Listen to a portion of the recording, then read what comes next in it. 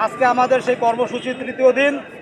আজকে আমরা আরো দৃঢ় কণ্ঠে বলতে চাই, আমাদের দাবি যতক্ষণ পর্যন্ত মেনে না নেওয়া হচ্ছে, জার্জিস কাদের বাবুর মতো স্বৈরাচারের দোসরের মনোনয়নপত্র যতক্ষণ পর্যন্ত প্রত্যাহার করে না নেওয়া হচ্ছে, ততক্ষণ পর্যন্ত আমরা আমাদের অবস্থানে আরো দৃঢ় হব এবং পরবর্তীতে আমরা আরো দৃঢ় কর্মসূচি দেব।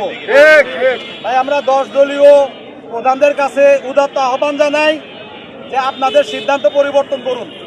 নাটোর 3 সিংড়া আসনে আপনারা ভাবুন, এর চেয়ে যোগ্য প্রার্থী আছে, আপনারা সিংড়াতে যোগ্য প্রার্থী দিন। জার্জিস কাদের বাবু যিনি এর আগে তিনি এনসিপির আহ্বায়ক ছিলেন, এনসিপিকে আমরা সম্মান জানাই, কিন্তু এই জার্জিস কাদের বাবু যার সাংগঠনিক পরিধি এমন পর্যায়ে পর্যন্ত যায় নাই যে যিনি এই পরিধির উপর ভিত্তি করে জাতীয় সংসদে যেতে পারেন।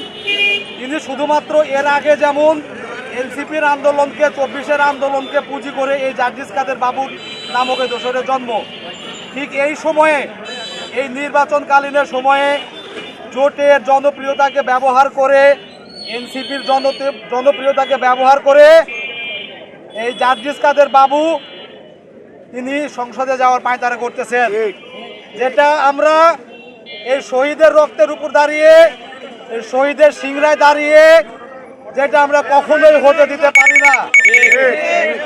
এই আবু সাইদ মুগ্ধের রক্ত এখনো এই বাংলার মাটি থেকে শুকিয়ে যায়নি।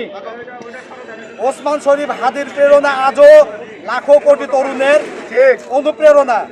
আমরা সেই অনুপ্রেরণা নিয়ে আগামীর নতুন বাংলাদেশে কোনো স্বৈরাচারী দোসরকে দেখতে চাই না।